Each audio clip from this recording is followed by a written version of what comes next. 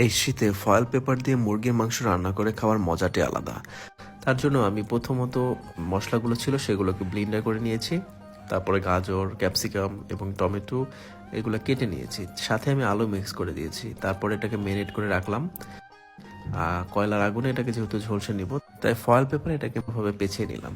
সাথে অবশ্যই সয়াবিন তেল অ্যাড করতে হবে এবং এটাকে প্রায় 1 ঘন্টা এভাবে ঝলসে নিলাম। তারপরে এখন খোলার পালা।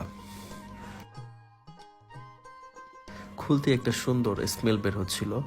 এই শীতের সময় আসলে এরকম একটা স্মেল এবং গরম গরম একটা খাবার খেতে খুবই মজা, এবং সাথে সালাদ তো অবশ্যই থাকবে এবং রুটি। এখন টেস্ট করার পালা। অসাধারণ হয়েছে খেতে।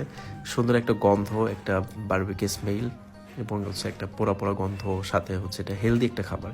এখানে কিন্তু খুব বেশি তেল বা মশলা নাই এবং খুব বেশি আসলে এটা আগুনে পোড়ে নেই, এটা সিদ্ধ সিদ্ধ একটা ভাব। সো এই ছিল আজকে ভিডিও। ধন্যবাদ এত সময় দেখার জন্য।